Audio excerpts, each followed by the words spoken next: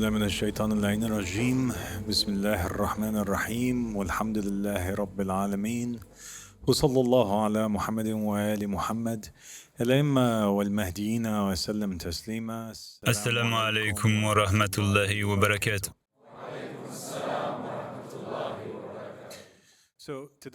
Donc aujourd'hui, nous reprenons là où nous nous étions arrêtés la dernière fois. Nous avons exploré le livre secret de Jean, un manuscrit évangélique dense et captivant. Nous avons parlé de son origine et de nombreux autres sujets, et je pense que la seconde partie sera encore plus riche, plus intense et regorgera d'informations, de connaissances et de surprises incroyables. Alors si vous clignez des yeux, vous risquez de manquer quelque chose, donc soyez particulièrement attentifs ce soir.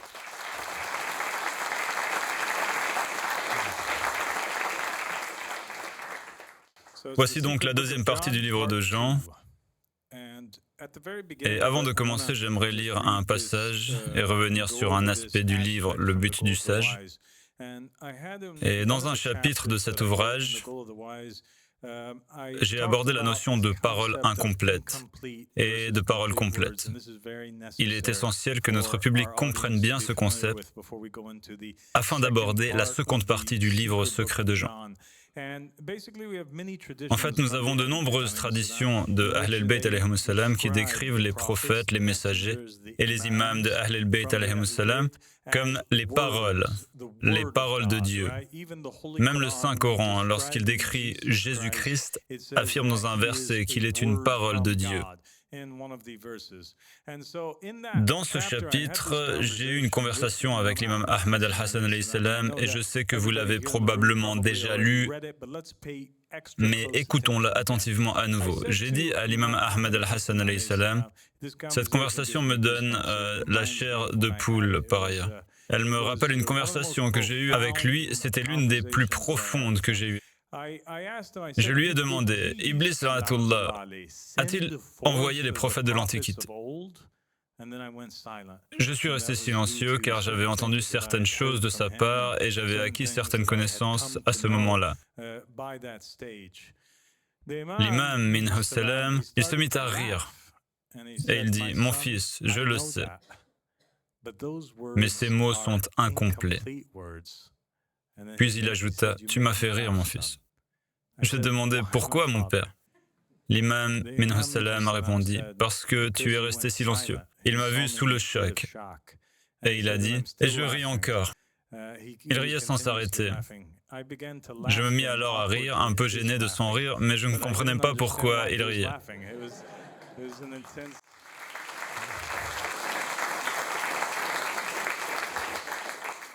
C'était un rire intense. Je dis, je t'en prie, Père, par la vérité de ton rire, dis-moi, Iblis a-t-il envoyé tous les prophètes avant Jésus-Christ? Et maintenant, Dieu les a tous fait revenir par ta grâce, ou comment cela s'est-il produit? L'imam alayhi salam a dit que l'univers soit racheté pour toi. Oui, par ta vérité, c'est ce qui s'est passé. L'imam confirmait donc. Il confirmait que tous les prophètes et messagers envoyés depuis l'époque d'Adam, pensez-y, jusqu'à l'époque de Jésus, ont tous été envoyés par Iblis. Iblis les a choisis, il les a sélectionnés, il leur a confié des missions, il leur a parlé et il les a envoyés. C'est incroyable. J'ai dit Subhanallah, Subhanallah, Subhanallah. Ils ont eu une seconde chance parce qu'ils croyaient tous vraiment qu'Iblis était Dieu. L'imam minhu salam se remit à rire et dit « Dieu te bénisse de m'avoir fait rire. Jusqu'à présent, je ris encore. » Il dit « Regarde là-bas, c'est Abba Ja'far, assis en face de moi, qui rit sans même savoir pourquoi. » Je demandais « Alors mon père, veux-tu dire que les paroles incomplètes étaient les prophètes ?» L'imam répondit « Oui. » Je poursuivis, et à cette époque, leurs âmes étaient faibles et mêlées aux ténèbres. L'imam confirma, oui, j'essayais de comprendre comment était-ce possible. Je demandais, ils recevaient donc des ordres à la fois de Dieu et de Iblis. Et c'est là le point que je tiens à souligner 1000 fois. cet aspect, cette idée étrange que la volonté de Dieu puisse s'aligner sur celle de son ennemi ou celle d'Iblis, et qu'un individu, un messager, puisse recevoir simultanément des ordres de la lumière et des ténèbres. L'imam dit « Oui, je vais te donner un exemple. L'âme de Joseph était-elle meilleure aujourd'hui ou il y a quelques milliers d'années ?» Je répondis « D'après ce que j'ai compris de toi, chacun doit être meilleur aujourd'hui qu'avant. » L'imam minhu salam dit « Bravo, et c'est parce qu'aujourd'hui tu es un qa'im, au qa'im de la famille de Mohammed. » Je dis donc, à cette époque, j'obéissais aux ordres d'Iblis sur certains points. L'imam dit exactement. Je dis donc, toute l'histoire de Jacob, luttant avec un ange ou luttant avec Dieu, et il est dit qu'il a lutté avec Dieu, c'était Iblis, n'est-ce pas? L'imam dit oui, c'est exact. Et regarde ce qui lui est arrivé aujourd'hui. Considère la gravité de la situation. Si tu y réfléchis bien, tu comprendras à quel point c'est dangereux, extrêmement dangereux. Je dis mon père, avant Jésus le Messie, que la paix soit sur lui, il y avait les livres et la jurisprudence. Maintenant je parle, je veux poser des questions sur les livres des prophètes, les livres des messagers. J'ai demandé, mon père, avant Jésus le Messie, que la paix soit sur lui, les livres et la jurisprudence étaient-ils un mélange de révélation divine et de révélation d'Iblis? L'imam minhu salam répondit, exactement mon fils. Car les prophètes n'ont pas pu diffuser la religion dans son intégralité au peuple. C'était difficile, voire parfois impossible. Vois-tu, même aujourd'hui, alors que nous sommes censés avoir les meilleurs ansars de la terre, nous évitons encore de parler de la vérité et nous la dissimulons par crainte de la mécréance. Nous ne pouvons pas la dire. Qu'en était-il alors en ces temps-là? Par Allah, il disait vrai. J'ai demandé, c'est vrai, Iblis inspirait-il les prophètes avec des versets à inclure dans leurs écritures saintes et ils se trompaient en pensant qu'ils venaient de Dieu? L'imam minhu salam répondit, oui, ils le faisaient et la preuve en est les erreurs qu'ils ont commises. Et cela, tu sais, est indéniable. Le simple fait que ces prophètes aient commis des erreurs signifie sans l'ombre d'un doute qu'ils obéissaient à certains moments à quelqu'un d'autre qu'Allah subhanahu wa ta'ala. Car s'ils n'avaient obéi qu'à Dieu, il n'y aurait pas eu d'erreur, n'est-ce pas? Et les problèmes que certains d'entre eux ont rencontrés dans leur mission. J'ai demandé, mais après toi, le même problème se reproduira-t-il? L'imam minhu salam a répondu, non, cela ne se reproduira plus jamais, sois tranquille, aux lumières de mes yeux. J'ai alors médité sur les paroles de l'imam et cela m'a rappelé un autre texte gnostique, le grand 7 de la bibliothèque de Nag Hammadi, dans lequel Jésus alayhi salam aurait dit « Car Adam était la risée de tous ». Voici un autre manuscrit.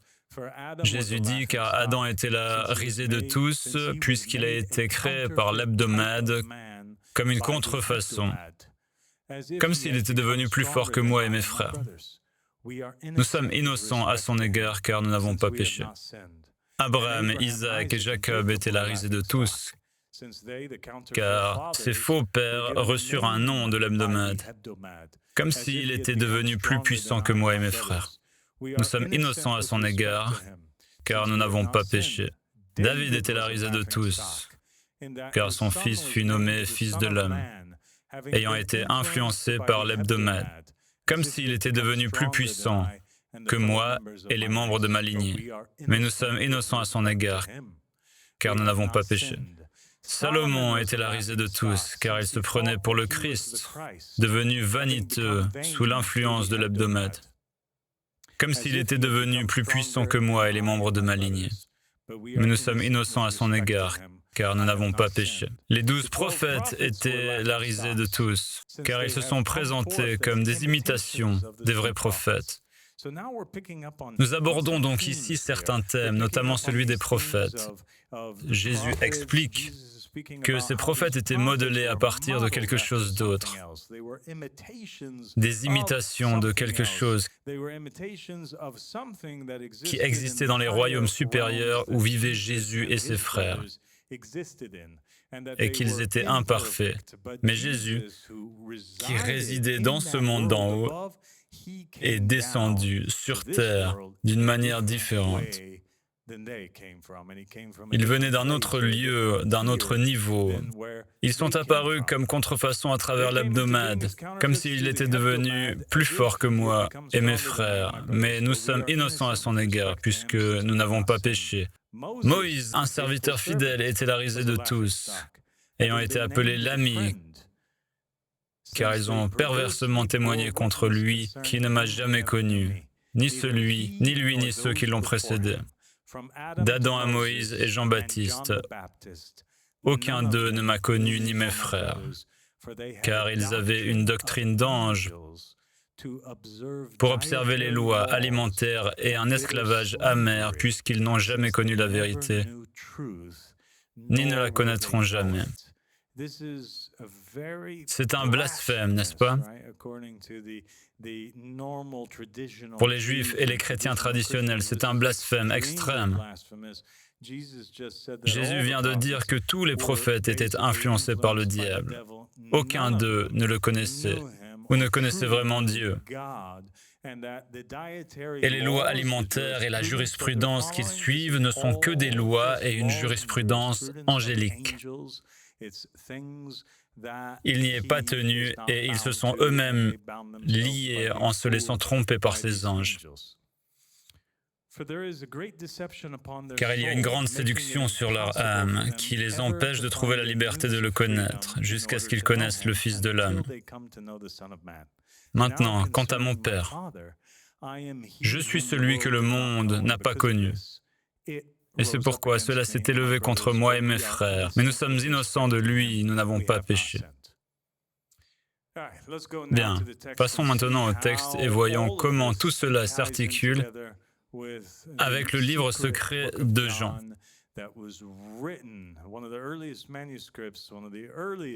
Un des plus anciens récits attribués aux disciples. Et pourtant, il a été rejeté du Nouveau Testament.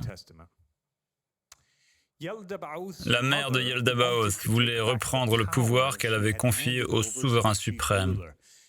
Elle implora le très miséricordieux, le Père-Mère de tous, de l'aider. Souvenez-vous, Sophia, elle créa Yaldabaoth et elle le créa dans un acte d'ignorance, sans la permission de Dieu, sans consulter son partenaire. Elle lui prêta son pouvoir et il devint cet être qui rayonne désormais de lumière. À présent, Sophia veut récupérer cette lumière. Elle voit qu'il détruit l'univers et elle veut la récupérer. Par son ordre sacré, il envoya les 5 lumières sous la forme des principaux conseillers de Yaldabaoth. De ce fait, le pouvoir divin de la mère de Yaldabaoth lui fut retiré. Voilà qui est intéressant. Nous avons ici le bien qui pratique la taqiyya se déguisant. Vous savez, dans le Nouveau Testament, il est dit que même le diable peut apparaître comme un ange de lumière. Ici, c'est l'inverse. Ce sont les anges de lumière, n'est-ce pas? Ou les puissances de lumière qui se déguisent en certains assistants ou conseillers de Yaldabaoth.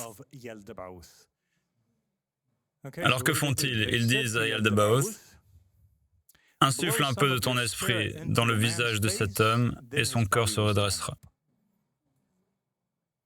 Yaldabaoth insuffle un peu de son esprit dans l'homme, mais cet esprit était en réalité le pouvoir divin de sa mère.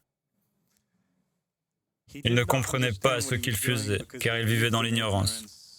Le pouvoir divin de sa mère quitte Yaldabaoth et pénètre dans le corps humain psychique, formé à l'image de l'homme primordial. Ainsi, ce verset du Coran, ainsi que le récit et les versets de la Bible qui parlent de la façon dont Dieu insuffle son esprit à Adam, nous les voyons se reproduire ici, mais avec une nuance. En effet, Dieu a bien ordonné d'insuffler l'esprit, et lorsqu'il est dit que Dieu l'a ordonné, il l'a effectivement ordonné. Mais dans le cadre d'un plan plus vaste visant à récupérer ce pouvoir. ou à le transférer du diable à Adam.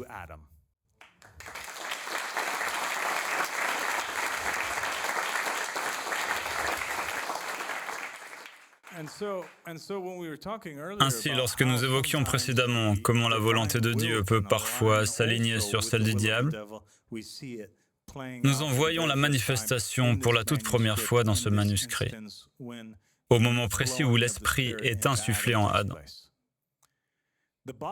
Son corps se mit en mouvement, devint fort et rayonna. Les démons de Yaldabaoth étaient jaloux de l'humain. Ils avaient contribué à sa création et lui avaient conféré leur pouvoir. Mais désormais, son intelligence surpassait la leur, même celle des plus grands dirigeants. Tout est question de hassad primant sur l'intellect. Quelle intelligence, quelle compréhension, quelle sagesse lui avait été donnée. Voyant qu'Adam rayonnait de lumière, pensait plus clairement qu'eux et était libéré du mal, ils le saisirent et le jetèrent dans les profondeurs du monde matériel. Le bienheureux, le Père-Mère, le bon et le miséricordieux contempla avec compassion le pouvoir de la mer qui avait été arraché au souverain suprême. Que se passe-t-il alors? Le diable se mit en colère, il pria Adam et le précipita dans des dimensions ou des mondes matériels inférieurs et denses. Il ne résidait plus dans les cieux supérieurs, mais dans les cieux inférieurs.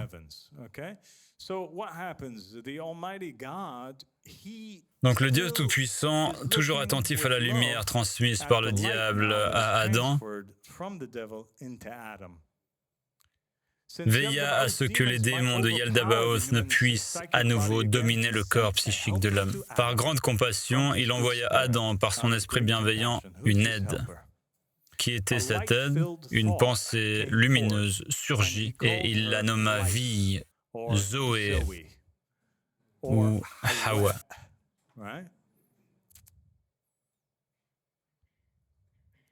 Elle aide toute la création, œuvrant avec l'être humain pour le restaurer dans sa plénitude.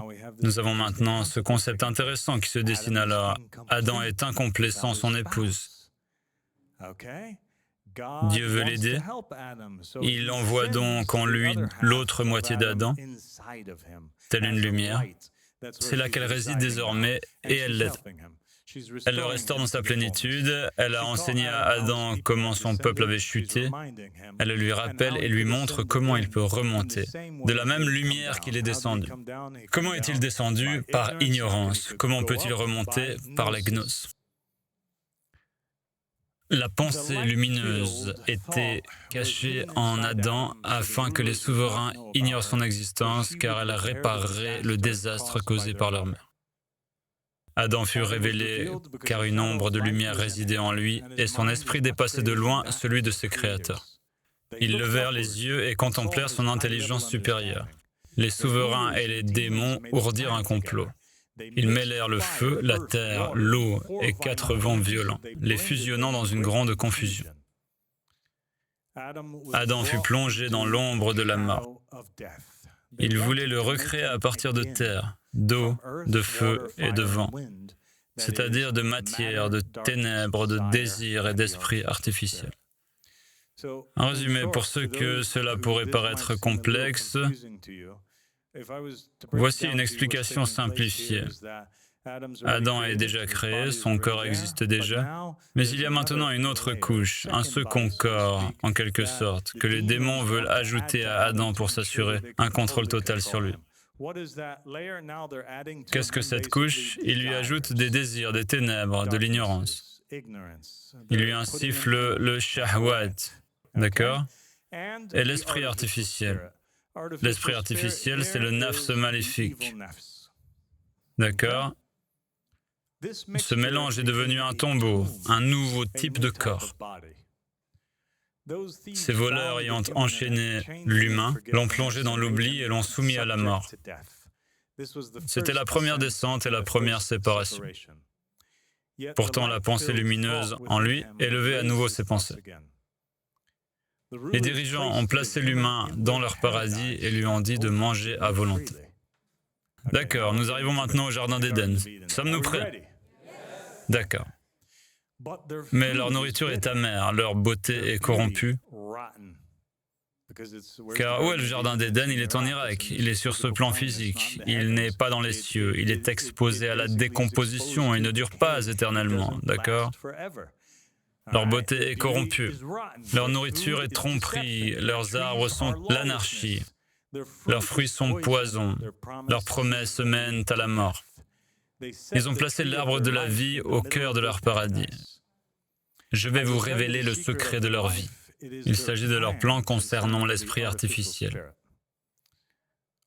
Bien, que se passe-t-il maintenant?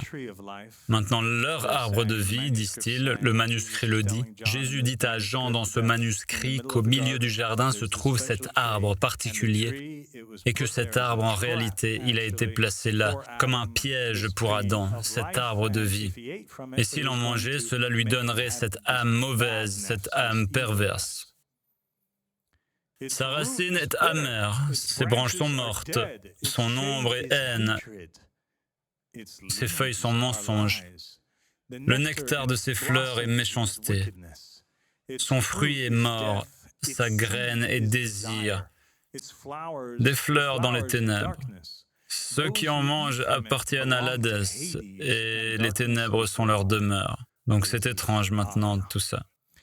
Mais l'arbre appelé connaissance du bien et du mal est la pensée de la lumière, l'épinoïa de la lumière. Nous avons donc maintenant deux arbres et non un seul. Un arbre qui semble mauvais, très nocif, très vénéneux, l'arbre de ce qu'on appelle la vie, et un second arbre qui en réalité est l'arbre de la lumière. C'est un bon arbre, c'est l'arbre de la connaissance du bien et du mal. Les chefs interdirent à Adam d'en manger. Ils se tinrent devant lui, le cachant, craignant qu'ils ne lèvent les yeux vers la plénitude, ne voient leur nudité et ne reconnaissent leur propre honte. Mais je les ai incités à en manger. J'ai demandé au Sauveur, « Seigneur, n'est-ce pas le serpent qui a poussé Adam à manger ?» Il sourit et dit, « Le serpent les a incités à manger afin de susciter en eux le mauvais désir de se reproduire. » Pour qu'Adam lui soit utile. Nous voici donc face à une seconde situation où les deux volontés semblent s'aligner. Le Sauveur veut qu'ils mangent, leur ordonne de manger, mais le diable, le soi-disant serpent, l'y incite également. Et il semble que Jésus sourit, parce qu'il se pourrait aussi que ce ne fut pas un serpent réel. Il sourit donc d'avoir cru qu'il s'agissait d'un serpent au sens propre. Très bien, parlons de l'arbre du jardin avant d'aller plus loin, pour être sûr que nous comprenons tous. Est-ce qu'on est prêt? Ok, dans la Genèse 3, versets 22 à 24, il est dit, « L'Éternel Dieu, et ceci est dans la Torah. Voici l'homme est devenu comme l'un de nous, connaissant le bien et le mal. Qu'il n'étende pas la main, qu'il ne prenne pas aussi de l'arbre de vie, qu'il n'en mange pas et qu'il ne vive pas éternellement. » L'Éternel Dieu le chassa donc du jardin d'Éden pour qu'il cultive la terre d'où il avait été tiré. Après l'avoir chassé, il plaça à l'est du jardin d'Éden des chérubins et une épée flamboyante qui se tournait de droite à gauche pour garder le chemin de l'arbre de vie. Bien, donc dans la Torah, il est aussi dit qu'il y a deux arbres. Ce que dit le manuscrit n'est donc pas étranger à ce que dit la Torah. Il y a deux arbres. Selon la Torah, Adam mange du fruit de l'arbre de la connaissance, qui, selon l'autre texte, est celui dont Jésus lui a ordonné de manger. Mais il ne mange pas du fruit de l'arbre de vie, qui est toxique. Il y a une différence entre les deux. D'un côté, il est dit qu'il voulait en quelque sorte qu'il en mange, c'est une sorte de piège. De l'autre, il met en garde contre l'arbre. Bien, continuons. Dans la Torah, il est dit à Adam de ne pas manger du fruit de l'arbre de la connaissance, mais il lui est également interdit de manger du fruit de l'arbre de vie. Nous savons que dans la Torah, il ne doit pas manger des deux. Dans l'évangile de Jean, il est question d'un bon arbre et d'un mauvais arbre. D'accord? Le mauvais arbre est l'arbre de vie, le bon arbre est l'arbre de la connaissance. Ok? Regardons le Coran et voyons ce qu'il est dit. Mais Satan lui murmura, « Ô Adam, veux-tu que je te montre l'arbre de l'immortalité et un royaume qui ne se flétrit jamais ?»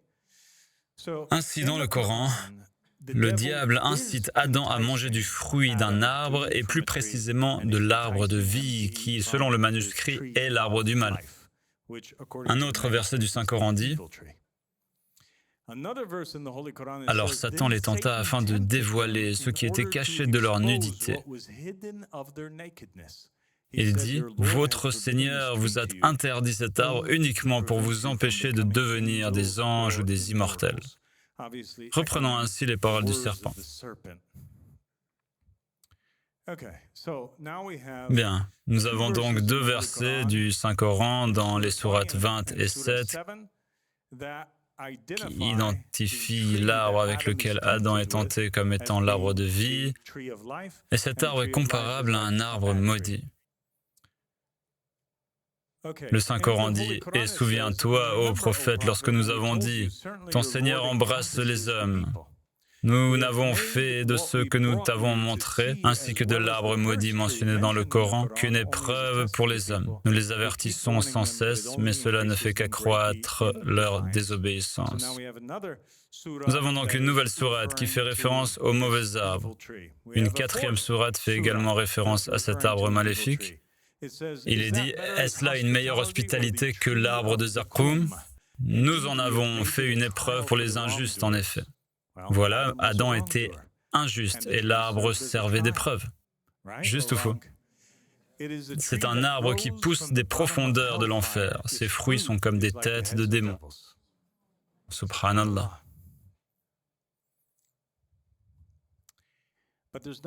Mais le Coran ne mentionne pas d'arbre de la connaissance, du moins pas sous ce nom. En revanche, il fait référence à un arbre béni, un arbre vertueux. Un bon arbre. Allah est la lumière des cieux et de la terre, sa lumière est comme une niche où brille une lampe. Cette lampe est dans un cristal, le cristal est comme une étoile brillante, illuminée par l'huile d'un olivier béni, situé ni à l'est ni à l'ouest, dont l'huile brillerait presque jusqu'à la fin du verset. Nous avons donc 4 versets qui font référence à l'arbre maudit et un qui fait référence à l'arbre béni. Nous savons que l'arbre maudit, Allah nous met en garde dans le Coran contre le fait de manger de son fruit, et en nous enjoignant de ne pas obéir au diable. Jésus nous met également en garde dans le manuscrit contre le fait d'en manger. Le diable veut qu'Adam mange de là, Adam mange de là. Ici se trouve l'arbre béni, le Saint-Coran, 24-35. Jésus lui ordonne de manger de là, il veut qu'il mange de là. Le diable avertit Adam de ne pas manger de là. Ok? Adam mange de là. Comment est-ce possible? Voyons voir. Récapitulons. Dans ce récit précis, un des compagnons dit « J'ai demandé à l'imam Ar-Rida, alayhi salam, ô fils du messager, parle-moi de l'arbre dont Adam et Ève ont mangé. Quel est cet arbre? Les avis divergent à ce sujet. Certains disent que c'était du blé, d'autres du raisin, et d'autres encore l'arbre de l'envie. Il répondit, tout cela est vrai. L'imam Ar-Rida alayhi salam confirme donc que l'un des arbres qui ont tenté Adam était en réalité un arbre maléfique, car l'envie est un mal. Il répondit, tout cela est vrai. Je demandais alors que signifient ces différentes explications. Il dit, oh Abu Sal, l'arbre du paradis porte de nombreuses variétés. C'était un arbre de blé qui portait aussi des raisins, mais il n'était pas comme les arbres de ce monde. Puis il évoqua la reconnaissance de l'excellence de Mohammed et de sa pure famille, et que sans eux, Dieu n'aurait rien créé. Et concernant la parole de Dieu, prenez garde de ne pas les regarder avec envie, de peur d'être chassé de ma proximité. Adam les regarda, c'est-à-dire Mohammed, avec envie et convoita leur rang. Alors Satan prit le pouvoir sur lui jusqu'à ce qu'il mange du fruit de l'arbre. Donc Adam est envieux. Mohammed et la famille de Mohammed ainsi que Satan ont pris le pouvoir sur lui jusqu'à ce qu'il mange du fruit de l'arbre. Le premier élément est donc de l'envie. Le second est qu'il mange du fruit de l'arbre. Or, l'envie est un arbre. Il mange donc du fruit de 2 arbres. Vous voyez? Et il a pris le pouvoir sur Ève parce qu'elle a regardé Fatima avec les yeux de l'envie. Nous avons donc ici l'arbre de l'envie. Adam mange du fruit de cet arbre maudit, celui dont il lui était interdit de manger. Il devient envieux et son regard se porte sur l'arbre de Mohammed, que la paix soit sur lui, sur sa femme. Dieu avait donc ordonné à Adam de ne pas envier Mohammed et sa famille. Adam goûta à ce que Dieu lui avait interdit, l'envie, l'arbre maudit. Il se livra à la fornication sous l'emprise de l'envie. Adam transgressa ensuite les limites fixées par Dieu en ne mangeant pas du fruit de l'arbre de la connaissance, mais en désirant le surpasser. Ainsi, Adam mangea des deux arbres, car la Torah dit qu'il mangea de l'arbre de la connaissance, le Coran dit qu'il mangea de l'arbre de vie, et l'apocryphe de Jean laisse entendre qu'il mangea des deux. Et cela explique pourquoi la descendance d'Adam est mêlée de juste et d'injuste.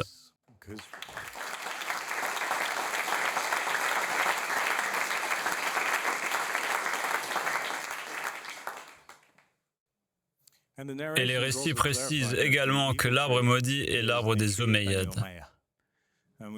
Et nous savons que la lignée des Omeyyades et la lignée de Hachem, de Mohammed et de la famille de Mohammed, étaient d'une certaine manière apparentées dans le monde physique. Ils étaient également mélangés.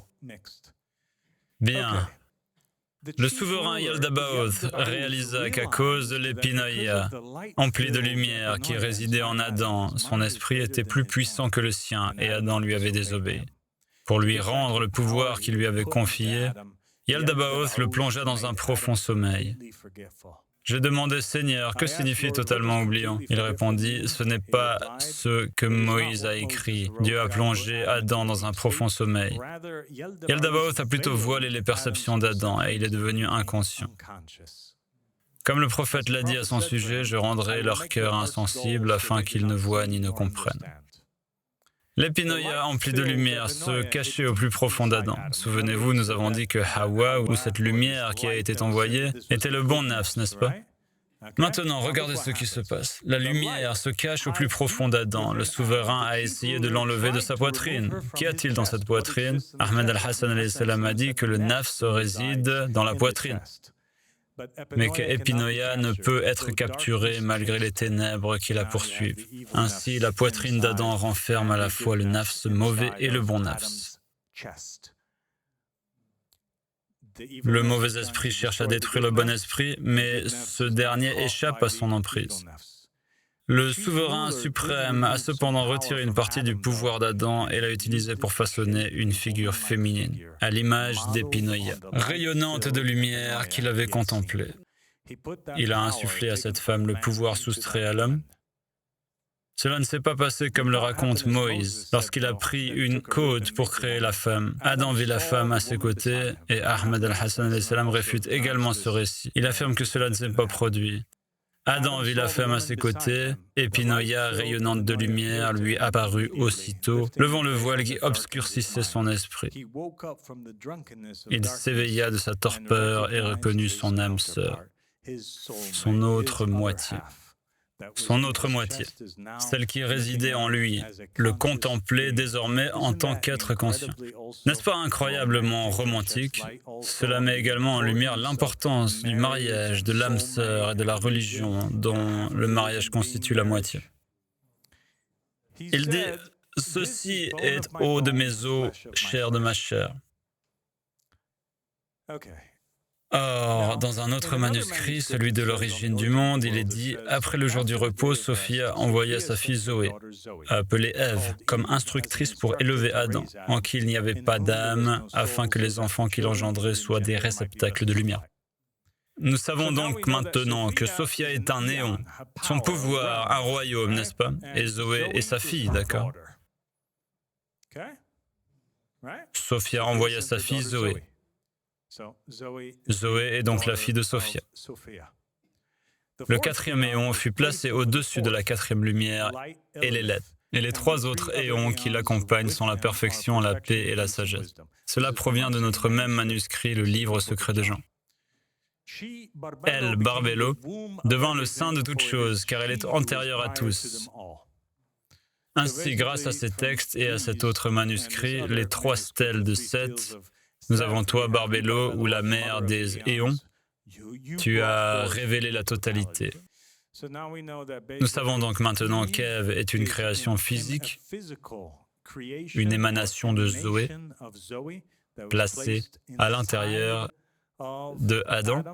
Zoé est une émanation, un tajalli, une manifestation de sa mère Sophia, et Sophia est une manifestation de Barbelo, Fatima Zahra.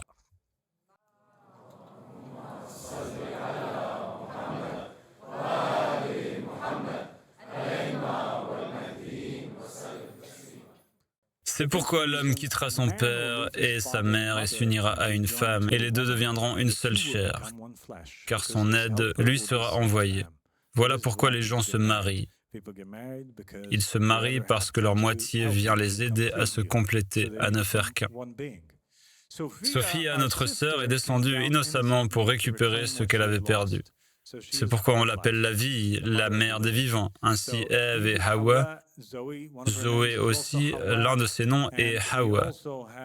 Et Sophia est également appelée Hawa, celle qui vient de la providence du pouvoir céleste. Grâce à son aide, les hommes peuvent atteindre la connaissance parfaite.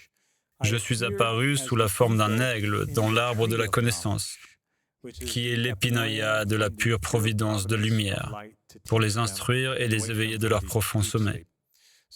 Ainsi, tout comme les Ahl al-Kissa, dans les royaumes supérieurs, sont apparus sous forme de manifestations dans les arbres, Jésus, dans ce royaume inférieur, apparaît à Adam dans l'arbre de la connaissance sous la forme d'un aigle. Ils étaient tombés et savaient qu'ils étaient nus. Cela signifie donc qu'après avoir mangé du fruit de l'arbre, avant leur bannissement, Jésus les a instruits, il les a éclairés, il les a éveillés. Ils étaient tombés et savaient qu'ils étaient nus. Épinoïa leur est apparu comme un être de lumière et a illuminé leurs esprits. Lorsque Yaldabaoth a découvert qu'ils s'étaient détournés de lui, il a maudit la terre.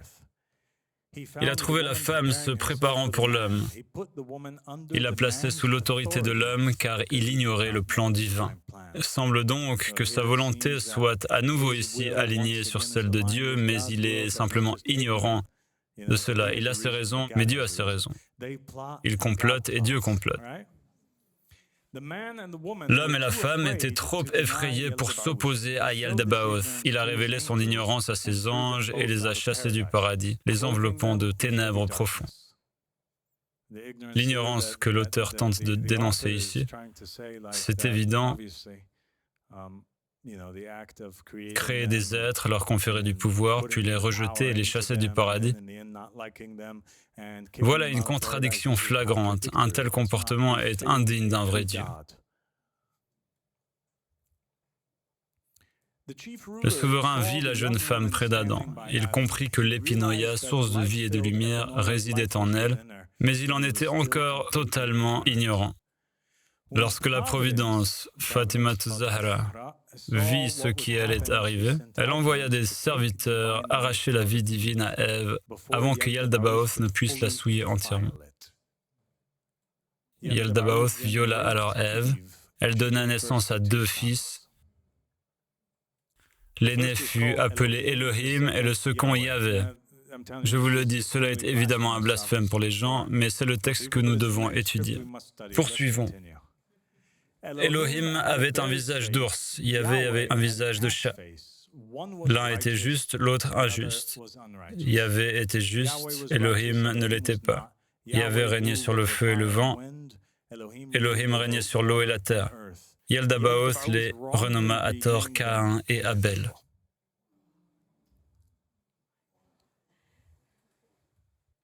En résumé, il affirme que le viol d'Iblis n'a pas seulement engendré Caïn, mais les deux. Et c'est pourquoi ils se sont entretués. Et l'histoire a recommencé avec la naissance d'un fils biologique d'Adam, Hibatullah ou Seth. Depuis lors, les relations sexuelles se sont perpétuées grâce au souverain qui a insufflé le désir de la procréation à la femme qui accompagnait Adam. Par l'acte sexuel, ce souverain a engendré de nouveaux êtres humains et a insufflé à chacun son esprit artificiel. Ainsi, dès lors, chaque être humain est né avec une âme mauvaise. Yaldabaoth a conféré aux deux fils l'autorité sur les éléments naturels afin qu'ils règnent sur le tombeau, ou le monde matériel. Adam s'est uni à l'image de sa préscience et a engendré un fils semblable au Fils de l'homme, qu'il a nommé Seth à l'image de la race céleste des royaumes supérieurs. De la même manière, l'âme envoya son esprit, son image, un modèle du royaume supérieur dans sa plénitude, afin de préparer le terrain pour la descente des royaumes supérieurs. Mais le souverain suprême fit boire aux humains les eaux de l'oubli, afin qu'ils ignorent leur origine. Ce thème de l'oubli, la raison même de l'oubli est ici présent avec ce fleuve d'oubli. On le retrouve dans les écrits de Platon, notamment dans le mythe d'Er, ainsi que dans le Haftarh Sharif et dans l'interprétation du verset coranique du fleuve du paradis appelé Salsabil. Les enfants de Seth restèrent un temps dans cet état afin que lorsque l'Esprit descendrait des royaumes saints, il puisse les relever, les guérir de toutes leurs fautes et leur rendre la plénitude de Dieu. J'ai demandé au Sauveur, « Seigneur, chaque âme sera-t-elle sauvée et entrera-t-elle dans la pure lumière ?» Il a répondu, « Tu poses une question importante, mais il est impossible d'y répondre pour quiconque n'appartient pas au peuple inébranlable. » Ainsi se développe l'idée qu'il existe un groupe de personnes, appelé le peuple inébranlable. Ce sont les âmes pures, les fils de Seth, les véritables fils d'Adam et Ève. Ce sont eux qui ont la promesse, la garantie d'entrer au paradis. Quant au reste de la création, rien ne le garantit. Ce sont les êtres sur lesquels l'esprit de vie descend et dont la puissance leur permet d'être sauvés, de devenir parfaits et dignes de grandeur. Ils se débarrassent du mal et ne désirent rien de corrompu. Ils sont libérés de la rage, de l'envie, de la jalousie, du désir et de la convoitise. Ainsi, ceux qui n'appartiennent pas à la race inébranlable, qui espèrent être sauvés, voilà leur description. Ce sont ceux qui triomphent de leur âme mauvaise, qui se débarrassent du mal. Ils ne veulent rien de corrompu sur terre, ils sont libérés de la rage.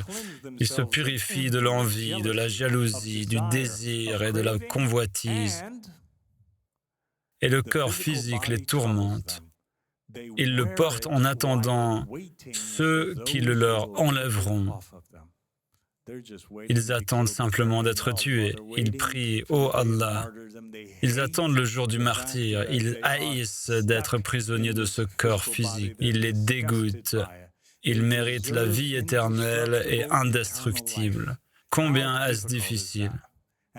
Et combien sont peu nombreux ceux qui le ressentent vraiment?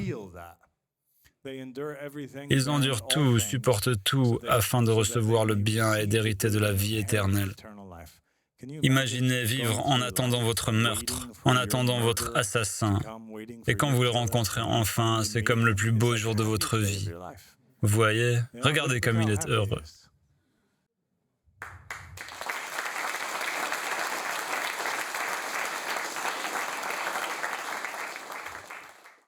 Voilà comment les récits de Mohammed et de sa famille décrivent les vrais Shia, ceux qui attendent le jour du jugement dernier. Et ils s'y préparent, même avec une seule flèche. Il y a des hadiths disant que celui qui ne se prépare pas, rêvant du jour où il pourra combattre les mécréants et du jour de son martyre, n'est pas un de nos véritables Shia. J'ai demandé, « Seigneur, qu'en est-il des âmes qui ne font pas ces choses, même si la puissance de l'esprit de vie est descendue sur elles? D'accord, mais qu'en est-il de ceux qui ne ressentent rien ?» Il a répondu, « Si l'esprit descend véritablement sur les gens, ils sont transformés et sauvés. La puissance vient de l'esprit et sans lui, rien ne peut tenir debout.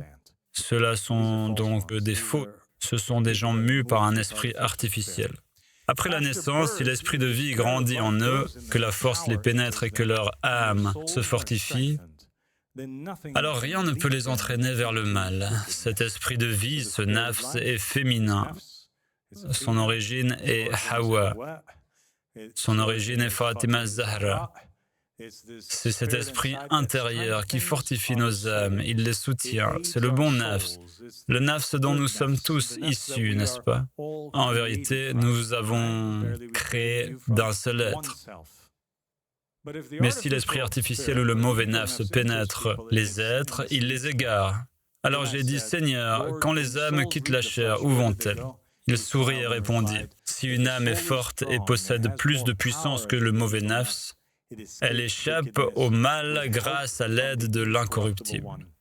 Cette âme est sauvée et atteint le repos éternel. Et j'ai demandé, Seigneur, qu'en est-il des âmes de ceux qui ignorent à qui ils appartiennent véritablement? Où vont-ils?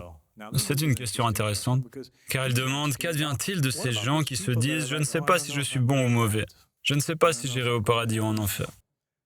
Qui connaît des gens comme ça? Il répondit, chez ces personnes, l'esprit artificiel est devenu puissant. Quiconque se demande s'il est bon ou mauvais, s'il ira au ciel ou en enfer, est une personne dont le nafs mauvais est très puissant et qui s'est égaré.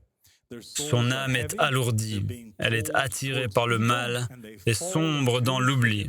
Ne soyez donc pas comme eux. Ayez la certitude. Lorsqu'une telle âme quitte le corps, si vous mourrez dans cet état, elle est remise au pouvoir créé par les dirigeants. Ils l'enchaînent et la jettent à nouveau en prison.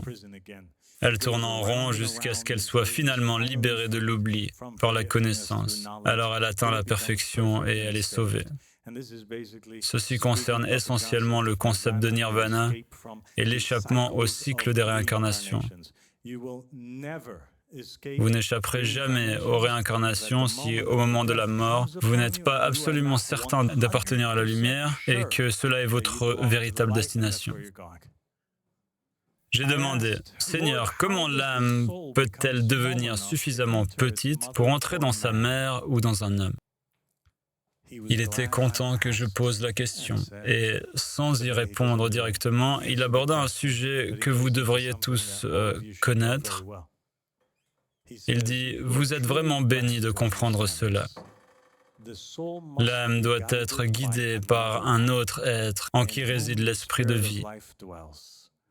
Grâce à cette guidance, elle est sauvée et n'aura plus jamais à entrer dans un corps. Il est impossible d'être sauvé sans connaître l'esprit de vie de notre époque, l'imam de notre époque, n'est-ce pas?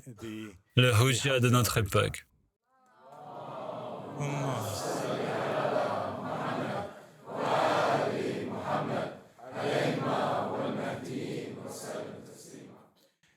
Je demandais, Seigneur, qu'advient-il des âmes de ceux qui acquièrent la vraie connaissance puis s'en détournent?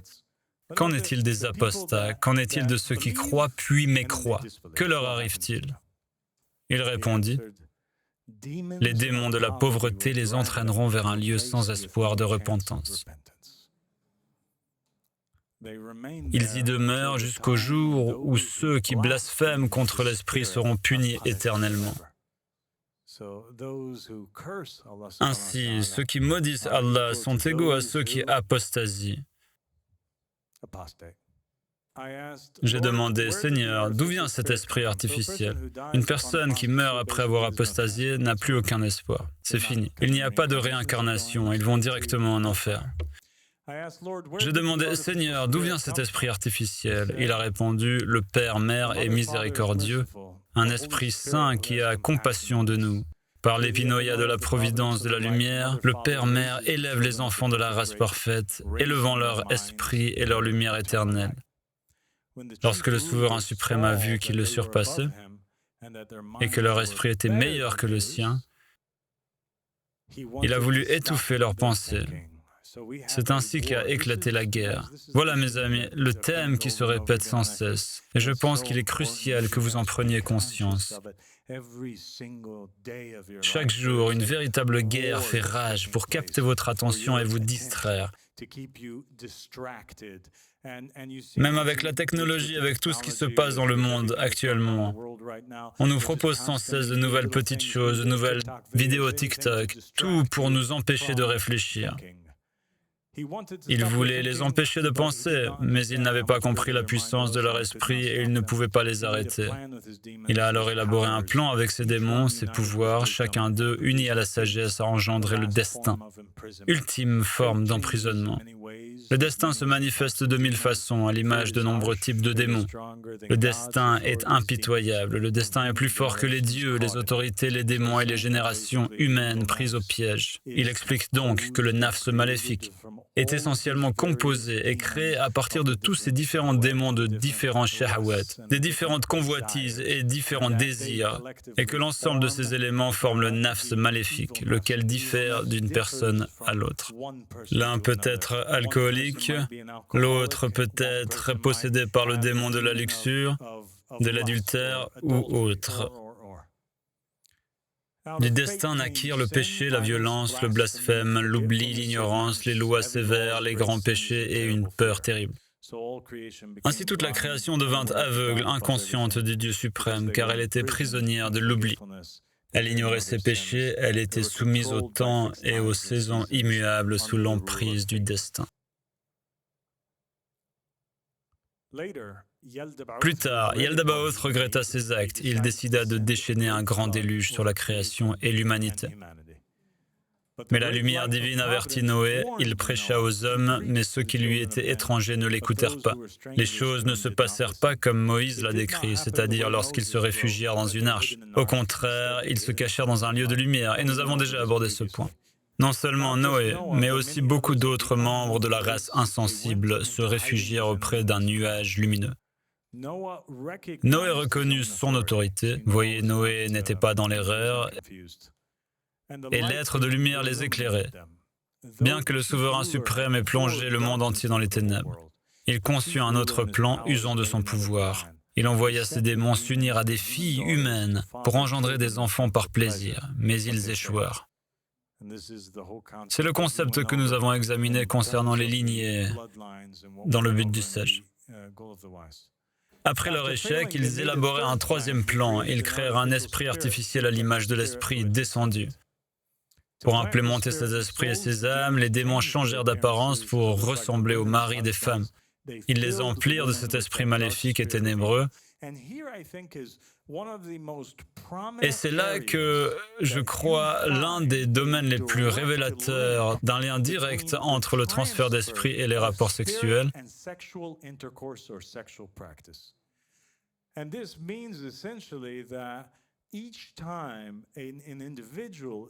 Cela signifie qu'à chaque rapport sexuel, un échange a lieu. Imaginez donc toutes ces personnes qui ont des rapports sexuels commettant l'adultère ou la fornication avec des inconnus. Elles peuvent échanger d'énormes énergies néfastes provenant de leurs âmes maléfiques. Les démons peuvent être transférés lors de ces interactions et ces démons finiront par vous tourmenter. Puis ils créèrent l'or, l'argent, le fer et d'autres métaux, et toutes sortes de choses. Ceux qui étaient attirés par ces choses furent entraînés dans les troubles de la confusion.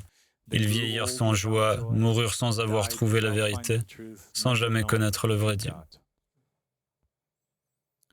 Ainsi, ils ont asservi toute la création depuis la fondation du monde jusqu'à aujourd'hui. Vous voyez, c'est ainsi qu'ils ont procédé. Ils ont répandu le mal et ils ont propagé les démons en s'unissant partout. En ce faisant, ils ont asservi tout le monde. Ils ont pris des femmes et engendré des enfants des ténèbres. Ils ont endurci leur cœur sous l'emprise de l'esprit artificiel du mal. Et cela continue encore aujourd'hui. Donc voilà le danger, voilà la grande guerre qui se déroule. Et c'est sur cela que nous devons nous concentrer, surtout au cours de l'année à venir. Durant les années à venir, le croyant doit s'attacher à éliminer ces soldats des ténèbres qui existent et créer ou à compromettre le mal. Je suis la providence de toutes choses. Je suis devenu semblable à mes enfants humains. J'existais depuis le commencement. J'ai parcouru tous les chemins possibles. Je suis la richesse de la lumière. Je suis le souvenir de la plénitude. Je suis entré dans les ténèbres les plus profondes et je suis descendu plus bas encore. Je suis entré au cœur de la prison.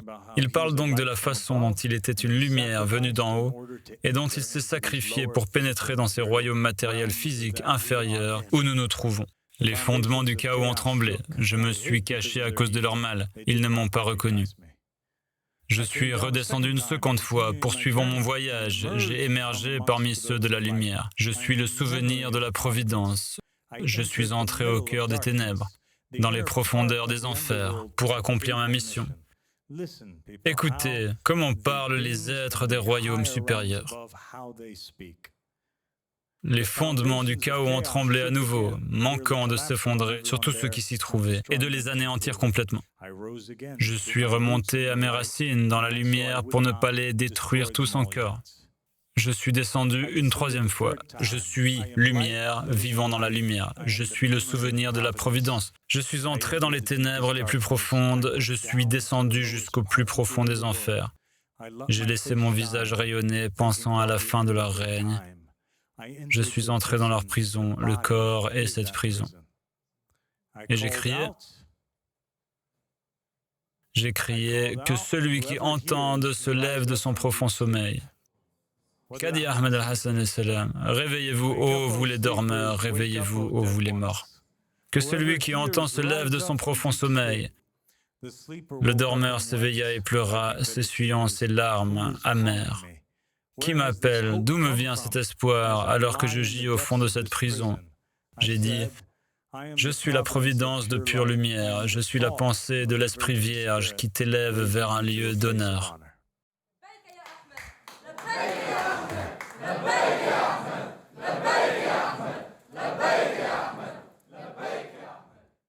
Lève-toi, souviens-toi de ce que tu as entendu. Retourne à ta racine en moi, le miséricordieux. Prends garde aux démons de la pauvreté.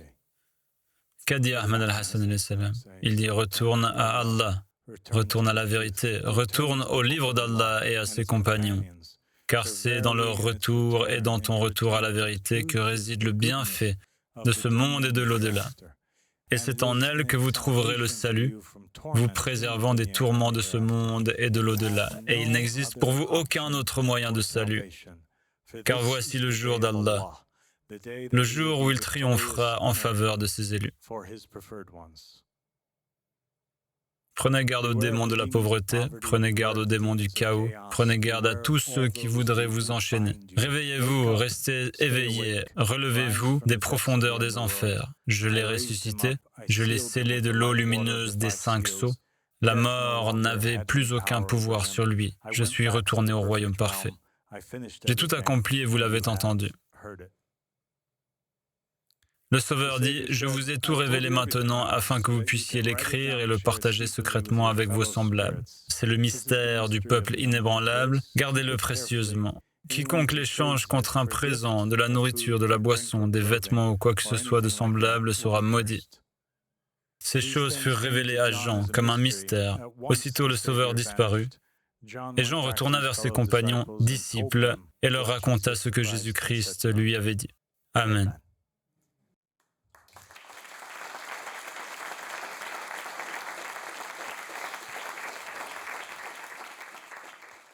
Je sais qu'il y avait beaucoup d'informations à assimiler, mais il est important d'en parler, et que Dieu vous bénisse et passez une bonne nuit. Assalamu alaikum.